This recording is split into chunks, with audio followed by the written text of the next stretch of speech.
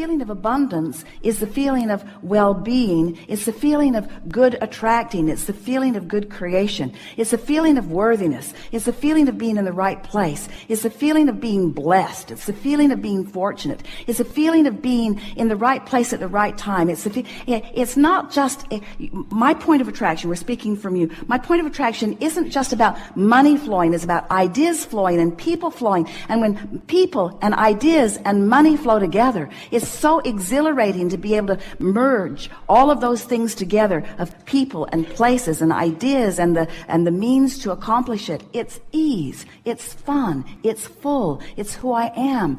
I have the leverage of the universe supporting me. The energy that creates worlds is flowing to me and through me. I feel invincible and complete and sure and eager. I feel eager about, you see how it gets going? Before you know it, you're just on top of the world, and and the financial experience in this moment is irrelevant to this equation, because your point of attraction has been enhanced and you are rich with a vibrational offering that just brings this and this and this and this and this.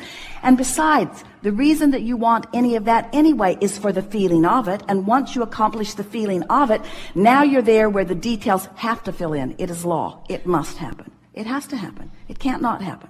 Once you achieve that grid, everyone that you know, no matter how they got there, has that going on.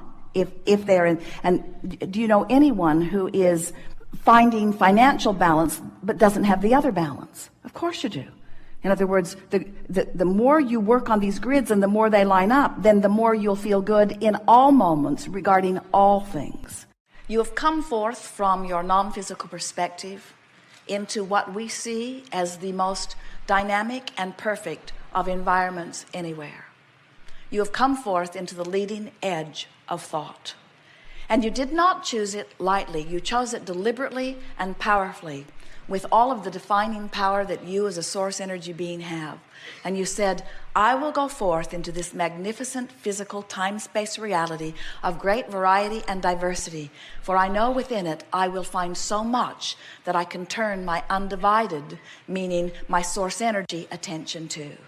You said, I know the beauty of this place.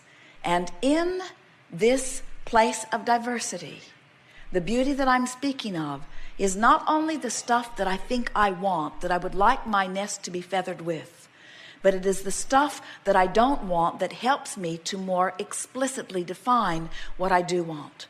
I know that I'm a creator and that I need an environment, a palette of paint, if you will, from which to paint. I know that I need an environment that helps me to focus my mind and choose.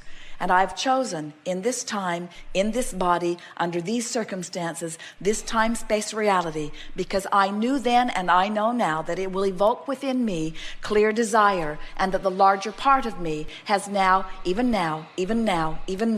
it is again, become it. I understand, here in my physical body, you say, that my work, my only work, is to come into alignment with that expanded being that I am. And when I do, the look of this place is almost beyond verbal description. As I walk amongst the people, I see the variety of who they are, and I see the power and cleverness of who they are, and I see even more that which they are becoming.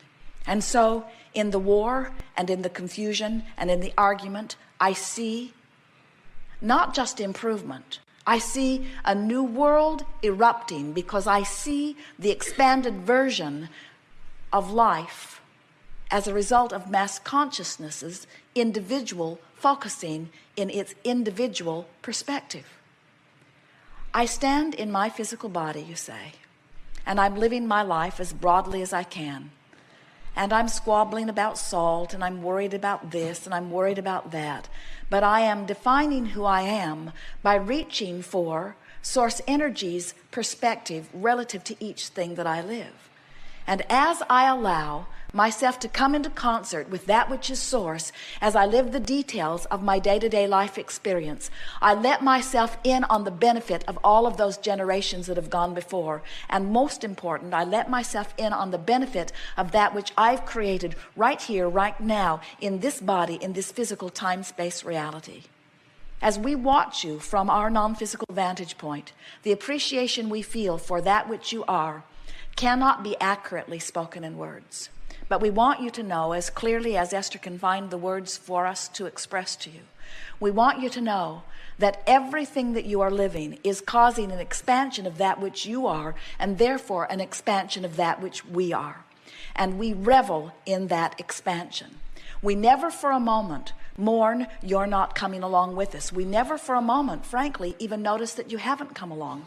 We do not look back and wonder if you're there. We only look in our undivided fashion at that which you have carved out, because we know that as we look at that which you have become and hold a steady gaze upon it and offer a vibration only about that if you're listening carefully enough, you will catch the call of source and you will begin moving in the direction of it.